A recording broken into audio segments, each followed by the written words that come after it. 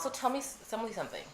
What is going on with your cat and your cat's what is digestive going on system? with this cat? I'd like to know. She's straight hood. That's what she is. I'm not even kidding you. We adopted her, and it was at one of those Humane Society things at the pet stores, and she was 6 months old and pregnant on the street. She is hood. She's straight up. She is hood. I love it. So because of that, she has like issues with her intestines because they had to move them all around to terminate the pregnancy because she was just little. Right. She's a small cat to begin with. Yeah. And she's always had the most brutal bowel movements. She can clear a room. I'm not gonna lie. Wow. But yeah, so there's a lady a couple weeks ago. She actually came into the shop and she makes organic cat food. That is so cool. And it's wet food, so I'm like, well, I might as well try it since she's already on special food anyways. Right. And she ate it all up. Aww. So she's also like really, well, she's straight hood, so she has no teeth either, so she doesn't chew. Because she makes certain actions a little easier, I would assume. A bit, yeah. I love her, but she's dumb. She's dumb. Wow. She just knocks out her teeth all the time.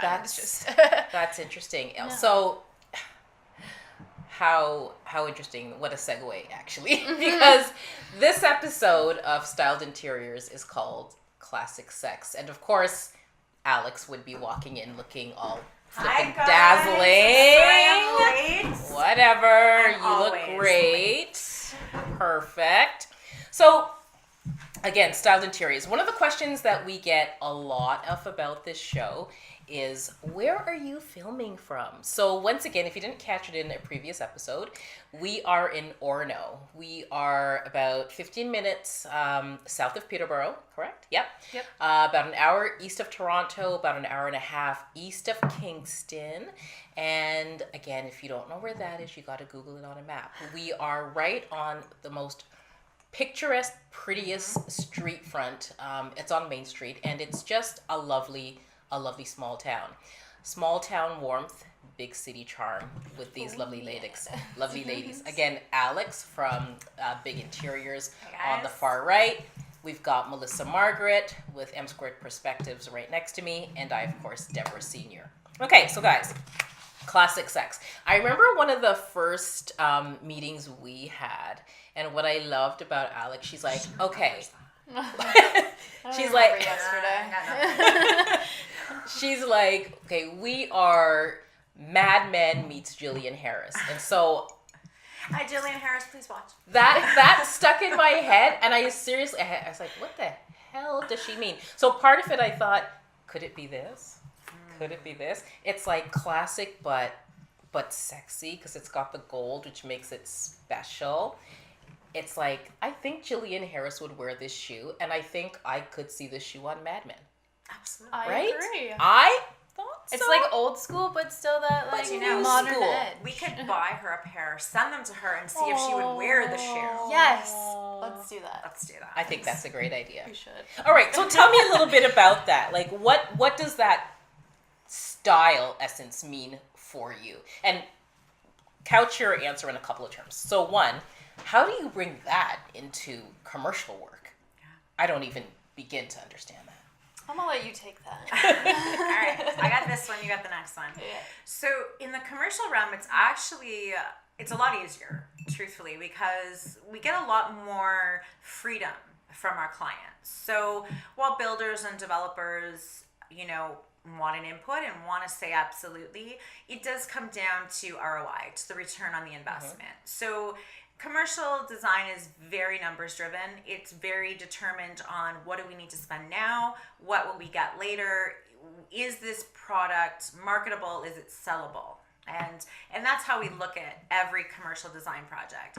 The great thing about commercial design and Mad Men meets Jillian Harris, and the reason that she's one of my design mentors, is the practicality, right? So for me, what that means is the glitz, the glamour, the clean lines, the pops of bling as necessary, just like the necklace that Deb is rocking, which you'll see me wearing another day because I'm stealing it.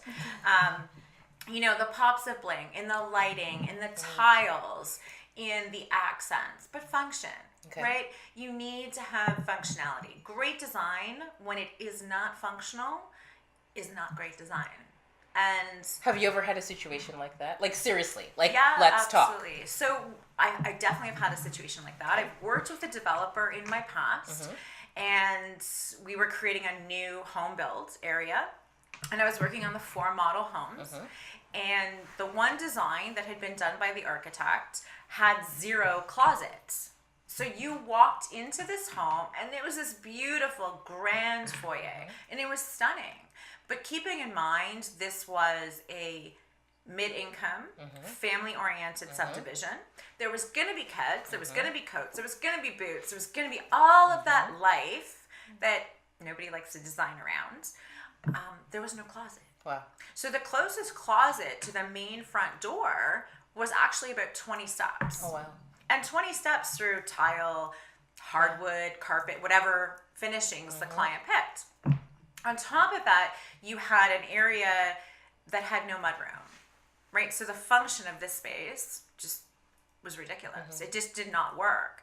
And, you know, that's really where developers, architects, and designers need to be collaborative in the commercial realm, because it has to be functional, right? You have to have an entry point. You have to have storage. You have to have security. You have to have, you know, whatever the requirement is, you have to be able to function while having great design. Okay. Yeah, I definitely agree with that.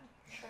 So would you say that classic sex is, oh, you're gonna love this one, is achievable in the bedroom communities? I'm so In glad she Durham? got that question and I didn't. You go No, right sir, ahead like with that. really though. Am I old enough to be talking about this right now? Can I see your ID, please? Excuse me, we're gonna need to card you. wanna here. Aren't see you the one with the whoring cat? I just Yeah. Hey!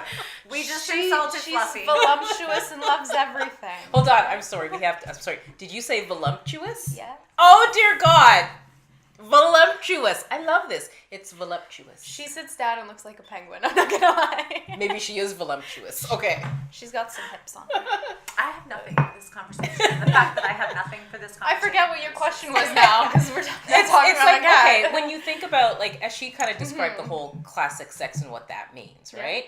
And we talked about bringing that and weaving that into commercial design. She talked about the subdivision and how the whole Jillian Harris end means it's, you've got the sexy, but you've got the practical and the functional. Yeah. And so my question to you is, you being the residential design expert, how do you get the function and still make it glitzy? Well, for me, for any project really, with having a millworking background, I always start with function first, and you can always make anything look pretty. That's the way that I see it.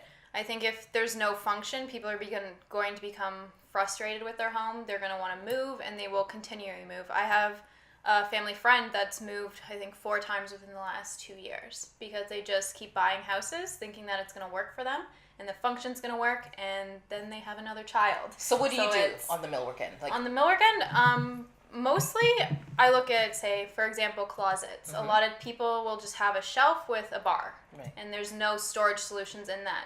So to be able to create a shelving unit that goes in there that's customized to them, you'll be surprised at how happy people get, for sure. And it's not just about putting a shelf with a rod, it's about actually building storage solutions, whether it be shelves added to the upper part of the closet or by just adding in a simple shelf at the bottom to be able to stack shoes. It's those little details that make people's life a lot easier than they actually realize. So let's take the example of your friends who have moved, they're on their 4th move, let's say. What would you do to make, because that would be a typical family, I'm assuming, right? Yeah, yep. What would you do to make, from a millwork perspective, to make their life easier? A lot of times people think custom is expensive, and it's really not at the end of the day. It's exactly what you want. You can walk into IKEA, you can walk into any place that has these storage solutions, and they're great, but they don't always work in every space. And I feel that with custom cabinetry or custom storage solutions, you're going to get exactly what you want. And I feel like homeowners don't realize that because all they see is the dollar bill signs. They don't see the longevity of custom millwork, I guess.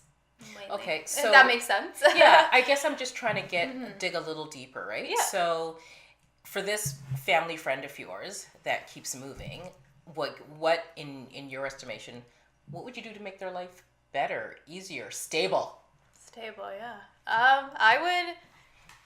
I don't know. Give I'm them stumped their to time dream, it. their Yeah, dreams. like I think you really have to sit down and talk to the homeowner and walk through their house and ask them, why are you so angry at your house? Like, what is it? I love that question, actually. Why are you so Like, angry at your what house? is it that you hate so much that's making you want to I move? can tell you about my house, what I hate so I much. can help you. Oh my gosh. Okay, so For sure. I love my big front I'm gonna porch talk because about I love wrapped verandas. But this is it. I have a foyer that is literally this big. Yeah. It is this big, and I hate it. Mm-hmm. I have two small children who, God knows, I love them to death. But when winter comes, I exactly. It's muddy footprints I don't everywhere. like it. Boots, the It hats, just coats. I don't know what to do, and I Yeah. can't sell them. No, You don't want to get rid of your children? not yet. Well, no. What's No. the 18 ROI years. on that? I'm all about numbers over here. The so I'm little just- one has high yield. I'm Okay, telling so you if that we now. got some high ROI there, okay, just everybody who works with CAS can relax. We're joking. And Not really selling the kid. in situations And my like, sister does work for CAS. Okay, great. Hi, sister. We're not selling the child.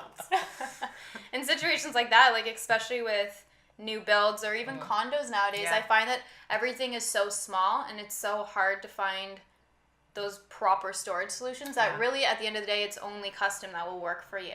And just even by hanging a couple hooks behind the door, that's a great way to have those places, like those jackets that you wear every day, just hang it there instead of having a whole closet full of every season, I guess. more So or with less. Durham region, with Durham region growing by leaps and bounds, like there is a new build everywhere. Everywhere. Is it even feasible or advisable, I suppose is really the right word, for a new homeowner, potential homeowner, as they are kind of sitting, like going through that design center process where Absolutely. you're like, when do we call you? I don't even. You call us before you've signed the paper Yeah. for your home.